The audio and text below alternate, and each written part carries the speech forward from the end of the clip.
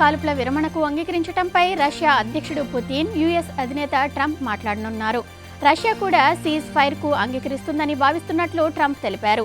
మరోసారి జెలెన్స్కీని white house కు పిలుస్తానని పేర్కొన్నారు. గత నెలలో వైట్ హౌస్ లో ట్రంప్, జెలెన్స్కీ మధ్య వాగ్వివాదం జరిగిన సంగతి తెలిసిందే.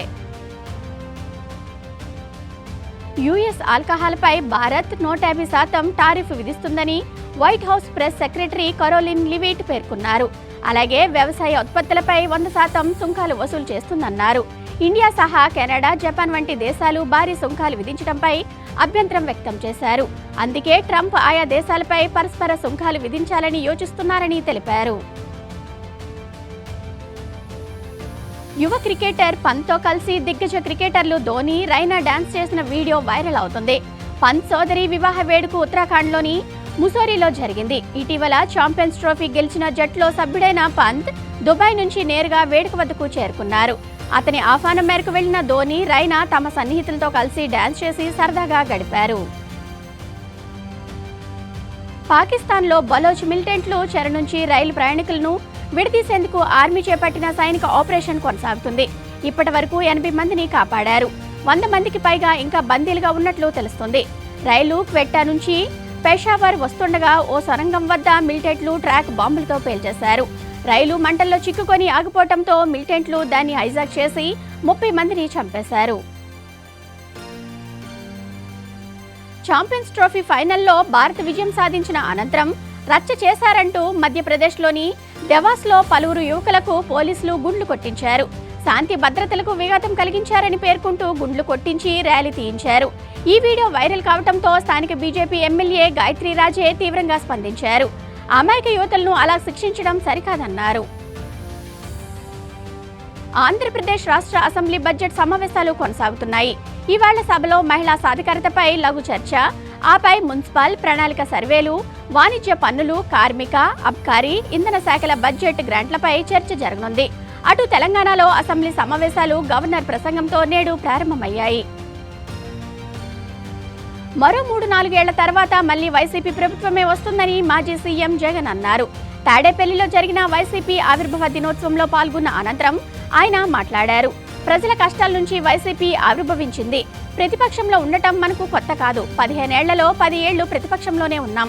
ప్రభుత్వానికి ధీటైన సమాధానం ఇస్తున్నామన్నారు.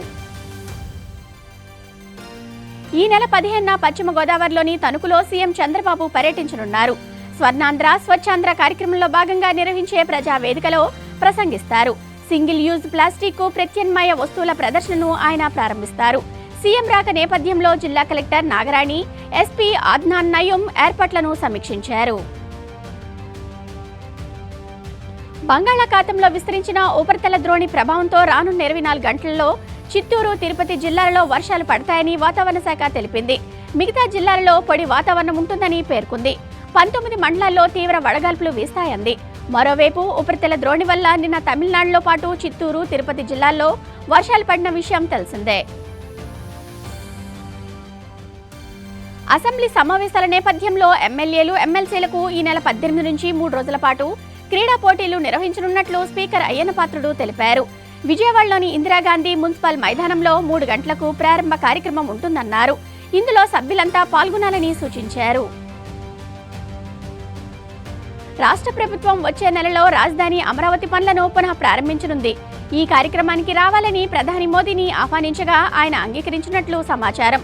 త్వరలో ప్రధాని కార్యాలయం అమరావతి పర్యటన తేదీని ఖరారు చేయనున్నట్లు తెలుస్తుంది. కాగా 9 ఏళ్ల కిందట అమరావతి పనులకు మోదీ శంకుస్థాపన చేసిన విషయం తెలిసిందే. చిత్తూరు జిల్లా గాంధీనగర్లో కాల్పుల కలకలం రేగింది. ఓ షాపులో చొరబడ్డ 6 దొంగలు తుపాకులతో బీభత్సం సృష్టించారు. అప్రమత్తమైన యజమాని పోలీసులకు సమాచారం ఇచ్చాడు. వారు వెంటనే వచ్చి దొంగలను పట్టుకునే ప్రయత్నం చేశారు. దీంతో ఓ వ్యక్తి మొదట అంతస్తు నుంచి దూకటంతో గాయాలయ్యాయి. చాకచక్యంగా వ్యవహరించిన పోలీసులు అతడితో సహా 3 అరెస్టు చేశారు. 2 తుపాకులు, బుల్లెట్లు స్వాధీనం చేసుకున్నారు. వేసవి వచ్చేసింది. ఇన్నాళ్లు ఆఫ్లో ఉన్న ఏసీలను ఆన్ చేస్తున్నారా? అయితే ఈ వీడియో చూడండి. విశాఖ జిల్లా పెందుర్తిలో సత్యనారాయణ అనే వ్యక్తి ఇంట్లోని ఏసీలో పాము పిల్లలు పెట్టింది. గుర్తించిన ఆయన స్నేక్ క్యాచర్ కిరణ్ కు సమాచారం ఇచ్చారు. ఆయన వచ్చి ఏసీలో ఉన్న పాము పిల్లలను బయటకు తీశారు. మీరు ఏసీలో ఆన్ చేసే ముందు ఒకసారి క్లీన్ చేయించండి. విజయనగరం జిల్లా రాజాం పోలిపల్లి పైడితల్లి అమ్మవారి జాతర మంగళవారం అర్ధరాత్రి ఘటోత్సవంతో ముగిసింది.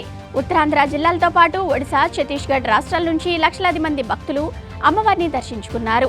ఆలయ ప్రధాన అర్చకుడు వేమకోటి సూర్యనారాయణ శర్మ ఆధ్వర్యంలో అమ్మవారికి విశేష పూజలు చేశారు. విజయనగరం జిల్లా వంగర మండలం మడ్డువలస కుడి ప్రధాన కాలువలో మంగళవారం ఓ తల్లి పిల్లలతో దూకిన విషయం తెలిసిందే. గల్లంతైన బాలిక కళింగ సైని మృతదేహం బుధవారం లభ్యమైంది. సైని మృతదేహాన్ని కుటుంబ సభ్యులు చూసి కన్నీరు మున్నీరయ్యారు. పోస్టుమార్టం నిమిత్తం రాజాం ప్రభుత్వ ఆసుపత్రికి తరలించారు.